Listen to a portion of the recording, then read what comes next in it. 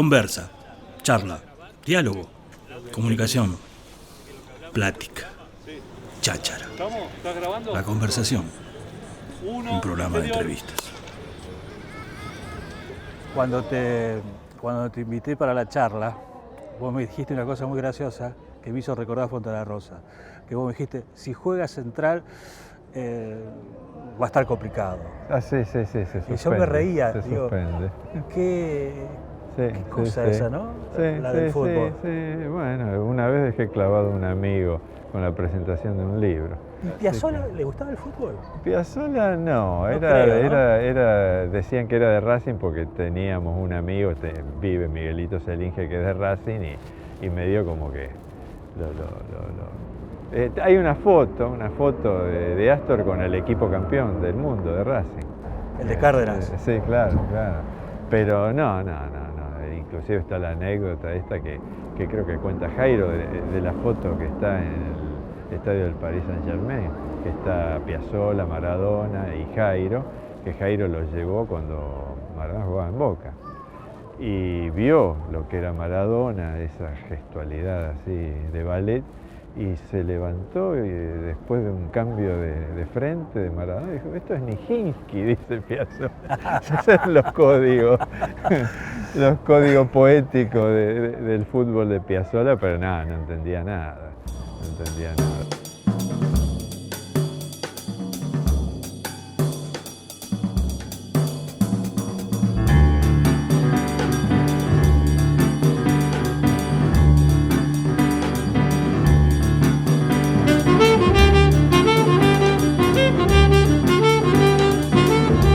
Acaba de escribir un libro excepcional, Archivo Piazzolla. 500 páginas para entender al gran Astor con un registro único. Carlos Curi es rosarino, prestigioso psicoanalista, director de la maestría en psicoanálisis de la Universidad Nacional de Rosario, autor de 3 libros de ensayos. Además de integrar el Círculo Rojo Piazzoliano, en 1992 se editó Piazzolla, la música al límite, un pequeño bestseller para la cofradía. Carlos Curi es además un ferviente hincha canalla.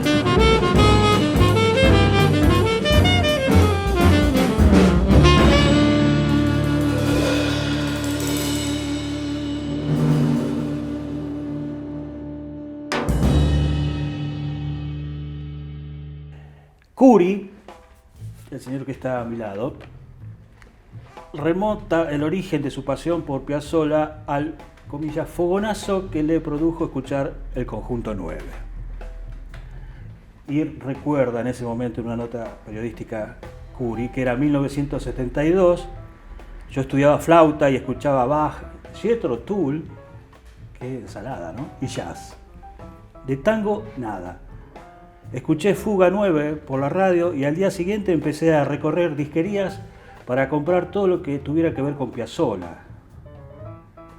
Cuando le preguntan a Curi, que es psicoanalista además, si el psicoanálisis justamente lo ayudó a acercarse a Piazzolla, pudorosamente invierte los términos de la ecuación y confiesa, fue Piazzolla el que me ayudó a acercarme al psicoanálisis.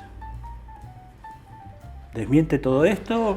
No, por ahí habría que puntualizar alguna aclaración. Me ayudó en las preguntas muy esclerosadas que los psicoanalistas se hacen sobre el arte. O sea, hay toda una tradición del psicoanálisis aplicado que pareciera que se puede encontrar los resortes creativos de los músicos, de los artistas a partir de un estudio psicoanalítico. Hay un estudio famoso de Freud y de Leonardo, pero que el estudio bien leído demuestra casi lo contrario. O sea que Freud lo que hacía era tomar las partes no artísticas de Leonardo, mezcladas con las artísticas, pero le daba un estatuto analítico cuando lo sacaba del arte. Yo digo que Piazzolla, la obra de Piazzolla, meterme con la obra de Piazzolla, me ayudó a entender al revés, o sea, qué cosas del arte alteraban los conceptos del psicoanálisis, ¿no? O sea, la música de Piazzolla tiene algo tan físico, tan pulsional, amparado en una formación académica, en un detalle en la escritura, en un criterio orquestal fino, pero eso está al servicio de algo que yo digo pulsional.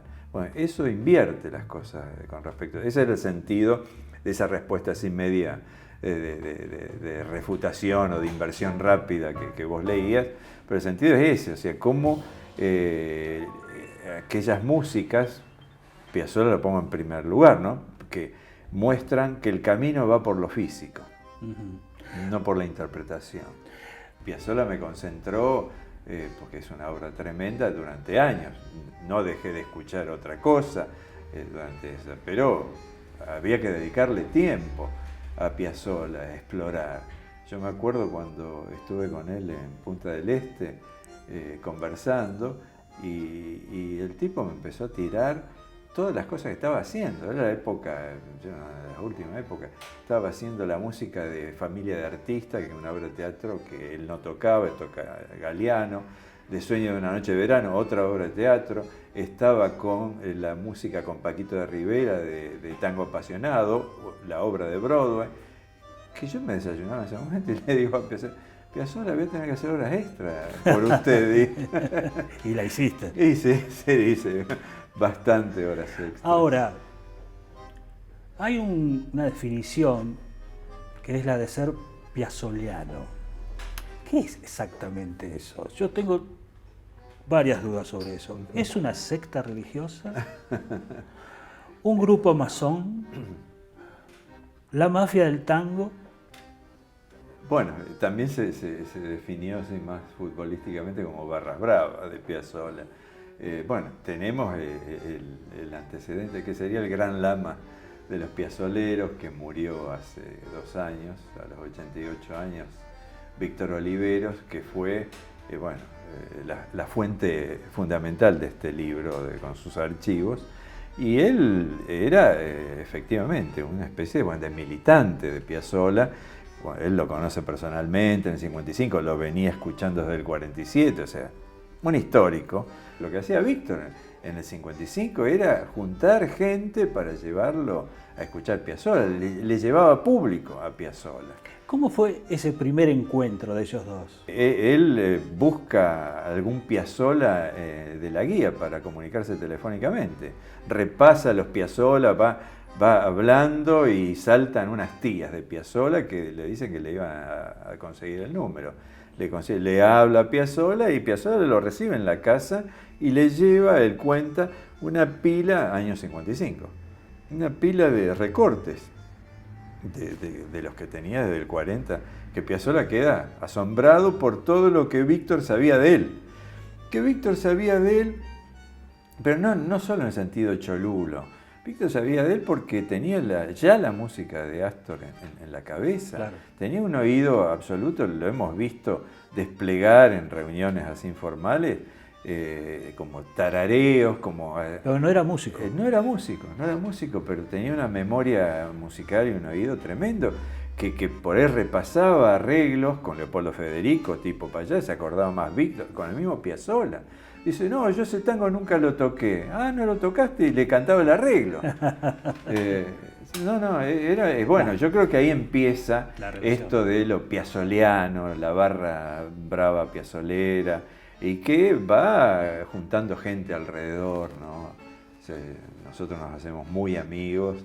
Cuando en el 83 no había discos de Piazzolla en ese momento, estaban los últimos, pero las reediciones no existían todavía. Entonces, para conseguir cosas raras o cosas de Europa, vi que este tipo lo nombraban en una compilación de RCA y le hablé por teléfono.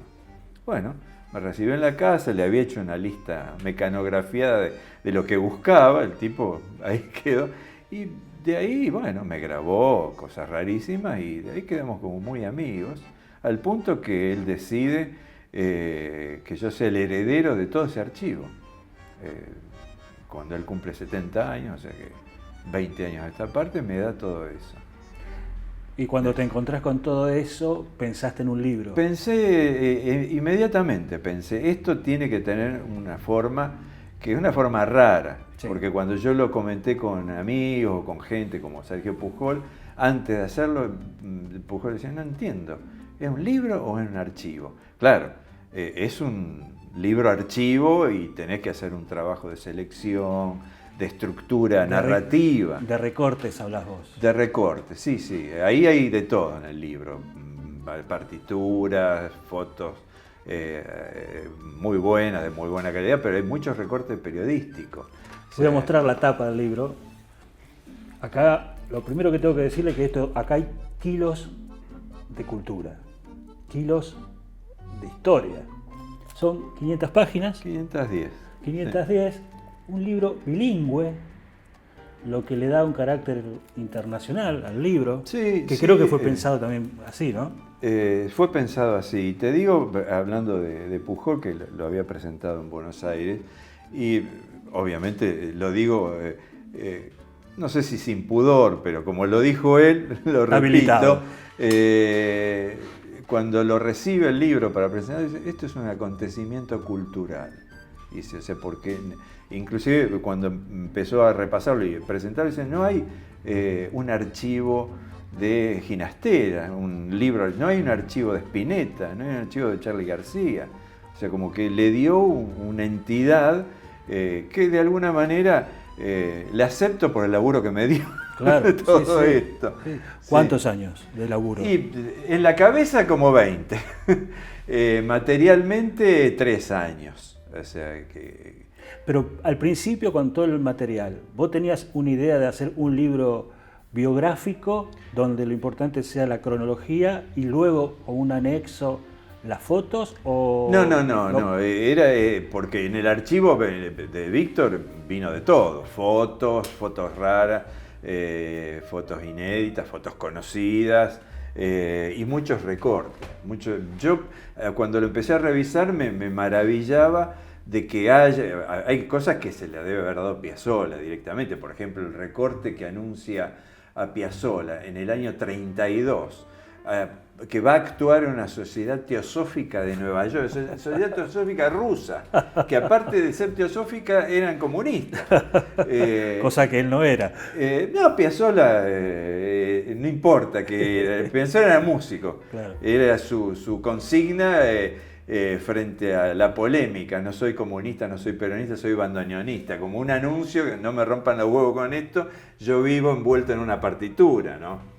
Pero, pie de página, su música fue revolucionaria y no es casual que a nivel fílmico los directores que lo elegían eran todos directores o de izquierda o preocupados por los fenómenos sociales, ¿no?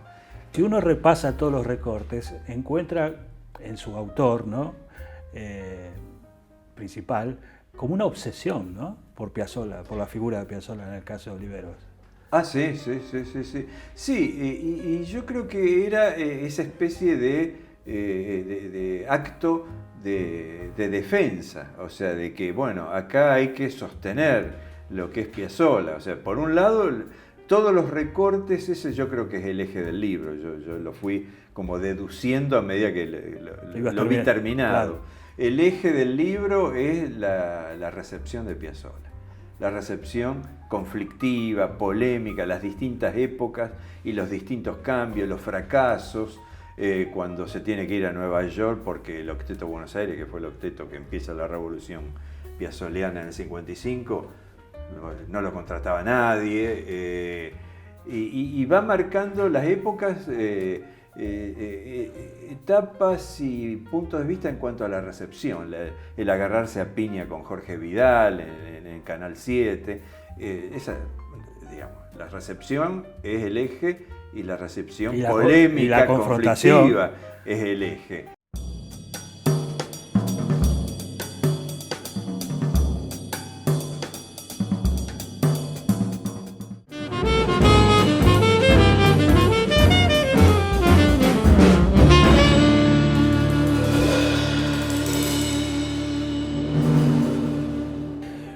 Hay como varios mitos sobre Piazzolla en la relación con sus músicos, ¿no? ¿Cuál es la verdad, usted que es el biógrafo oficial? Esta es otra pregunta, ¿verdad? No me considero biógrafo. Digamos, tengo cierta cautela con el tema biográfico, sobre todo porque el tema biográfico a veces ha parecido como si allí estuviese la clave de la creación de un músico. Y yo tengo la idea de que entre vida y obra hay un eslabón perdido. O sea que, por más que uno repase la vida de Bach o de Duke Ellington, no va a encontrar allí el misterio de la creación. Pero yo creo que acá hay una especie de confluencia de distintas líneas, ¿no? De algo ensayístico, algo biográfico, pero me parece que en este libro fundamentalmente el eje es la recepción. Con los músicos, bueno, hay una nota, hay varias notas, pero hay una que me acuerdo mucho y que sintetiza la versión general de los músicos de Piazzolla, que es del Vino Bardaro, que Piazzolla lo amaba, el Vino Bardaro. Hay una carta famosa que él le escribe, no sé si estando en Nueva York o apenas llega de Nueva York, año 37, porque le había escuchado por la radio y está escrita no solo por un niño, sino por alguien que su idioma ya venía trabucado, una mezcla de inglés y español, y le dice de su admiración. Y Albino Bardaro, gran violinista, termina siendo violinista de Piazzolla. Y Albino Bardaro dice que lo que más disfruta es que Piazzolla escribe para cada uno de los músicos, o sea, como que percibe cuál es el estilo, cuál es el sonido, y que la escritura está muy pensada, y eso lo disfrutan los músicos. En el libro anterior de Curi, que se llama La música límite, vos insistías en que Piazzolla fue el agente de la última mutación en el interior del tango. Sí, sí. ¿Él llegó también a leer, lo llegó a leer el libro? Sí. Llegó a leer el primer artículo, el que se llama Piazzolla la música límite. Me dijo que le había gustado, y por teléfono me dice, no, mandáselo a, no me acuerdo el nombre ahora, que es un chileno que era productor de él en Europa. Un manager. Sí, que es el que organizó el concierto en Ámsterdam de Piazzolla, del sexteto de Piazzolla y la orquesta de Pugliese, que él está conectado con una cátedra de tango en Utrecht. Ya me manda que leer esto. Bueno, yo lo mando, pero nunca tuve noticias. Después me entero de que este muchacho joven, este productor chileno, había muerto. Sí, lo llegó a leer. No me acuerdo si esa afirmación es de ese primer artículo. No me acuerdo. Parece que no. La idea, creo que marca como el tercer periodo del tango, o sea, la época de oro que llega a su ocaso en el 50, casi con el peronismo. El ocaso del peronismo es el ocaso del tango en su época de esplendor y de perfección compositiva.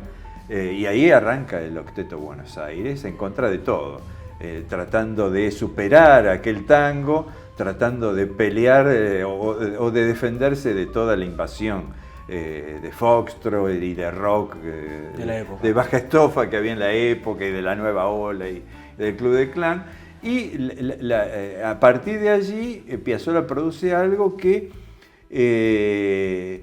consigue repercusión por esto polémico, o sea, porque había todavía un tejido tanguero que se sentía herido por la música de Piazzolla, pero que al mismo tiempo que se sentía heridos eran interlocutores. Es como que no había un puente, ¿no?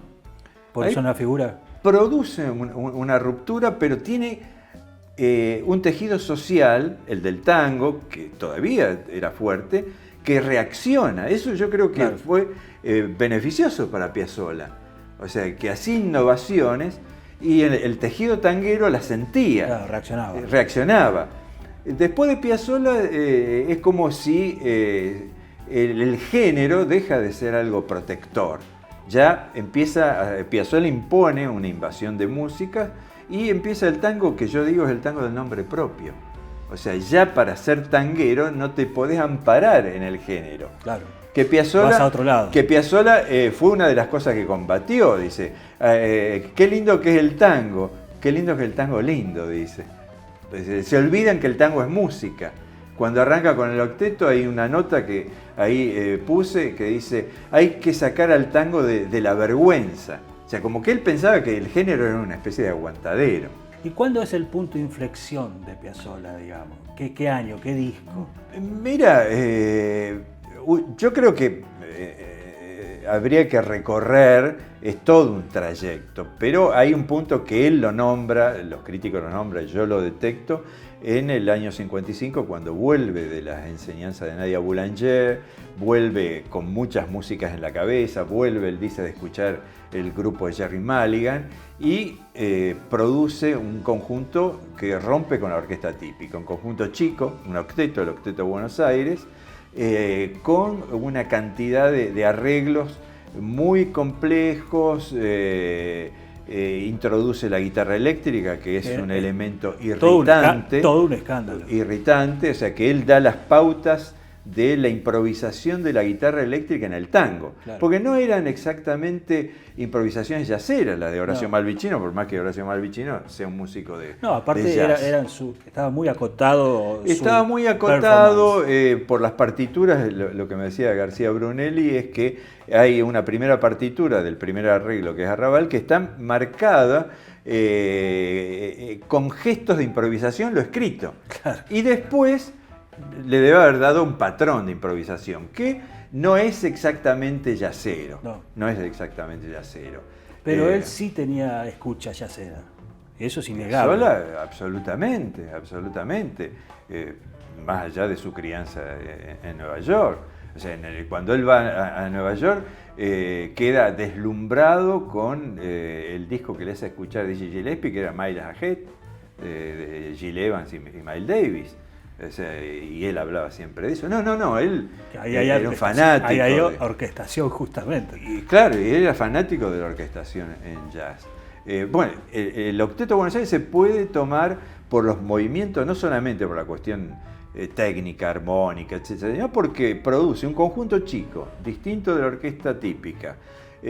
Produce un tango que él decía para escuchar, camarístico, pero con una excitación. Quiero que mis músicos tengan la excitación del grupo de Gerry Mulligan, decía. Por ejemplo, que no parezcan funebreros, decía. Exilia al cantor, saca al cantor como protagonista. No hay cantor en el Octeto de Buenos Aires. Y no quiere hacer un tango bailable. O sea, es como que son operaciones estéticas que hacen que ubiquemos más allá de qué música, o sea, porque la música que hacía en el 50 eran músicas ya piazzolera, lo que vendrá a contratiempo, pero eran músicas afines a las orquestas típicas. Las orquestas que estrenaban esos tangos, lo que vendrá era Fresedo, Troilo, o sea, no Piazzolla. Con el octeto se produce el inicio, digamos, de esa revolución de Astor. Sí. ¿Qué más se puede narrar de Piazzolla en el 2022? ¿Qué más hay de Piazzolla para descubrir? Se puede seguir investigando, porque es una obra enorme. Por ahí no se consume esto en cuestiones biográficas, o sea, se puede seguir analizando momentos de la recepción, inclusive textos como los de García Brunelli, más musicológicos, o textos estéticos sobre discutir el problema de las clasificaciones cuando se lo quiere encasillar a Piazzolla sobre músico neoclásico, o si es tango modernista o es... New Tango. Decime ¿Cómo te suena esa definición? Bueno, es el nuevo tango. El New Tango aparece en la época de Gary Barton y el quinteto, pero en realidad es el nombre que él le pone al quinteto cuando empieza a definir su identidad estética. El quinteto cuando arranca, que ahora vamos a escuchar algo de eso, casi armónicamente podría ser todavía...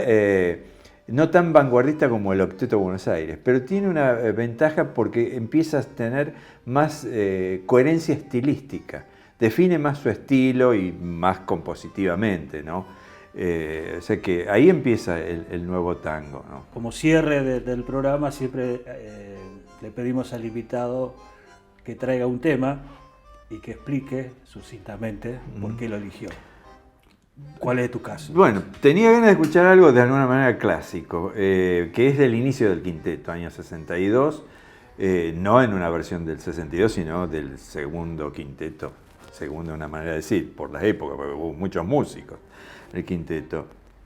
Fracanapa es un tema que habla de ese Piazzolla que quería, como él decía, un tango más excitante, o sea, donde hay mucha intensidad rítmica y ese lucimiento vertiginoso de los solistas. El nombre, que hay un recorte en el libro que habla del nombre, digamos, es una anécdota, dice una anécdota de mi madre, que estaban en la vereda, en el umbral, hablando con Bragato, y venía un tipo, no sé, narigón o algo así, y se ve que se usaba la madre italiana, como decía, ¿qué cara de Fracanapa? Dice, porque Fracanapa es una máscara veneciana, con una nariz prominente, no es un personaje protagónico de la comedia italiana, pero es un personaje conocido. Busqué la máscara en Venecia, pero había que encargarla para que la hagan. No era por eso las máscaras que uno compraba. Y sale de ahí, lo cual la relación título-obra, Piazzolla no le llevaba mucho el apunte, no le llevaba, o sea que... Después de haber puesto a uno. Programáticamente no le interesaba, ¿no? Esa música que tienen que reflejar el título o algo de la música, no. Lo que sí quiero que remarque es quiénes están en el bueno, tema. En lo que vamos a ver, que no es el grupo original por el cual lo hizo, es el último o el penúltimo quinteto, porque está López Ruiz en guitarra, que después va a estar Malvicino, está Ziegler, Suárez Paz en violín, Ziegler en piano y Consola en contrabajo. Esto es en Utrecht, en Holanda, y en un clima que no sé si es festival de jazz, pero tiene el clima de un festival de jazz. Bueno, lo escuchamos. Bueno, gracias, Horacio.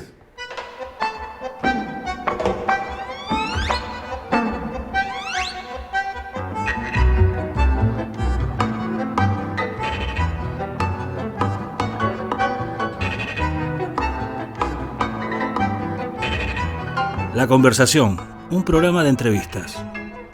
Conversa, charla, diálogo, comunicación, plática, cháchara.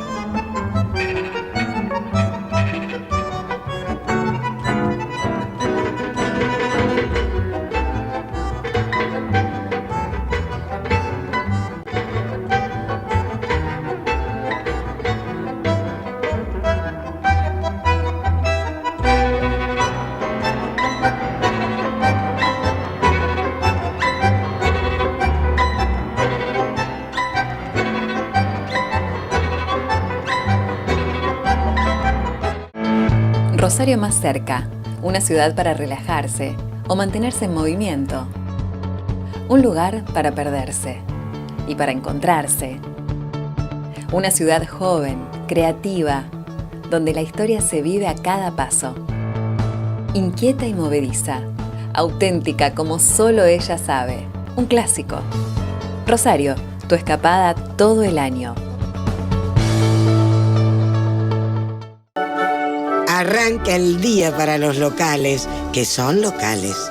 Los locales, locales. Son esos donde te conocen por ser local. Y cuando vas con tu tarjeta del banco local a un local local, ahí jugás de local.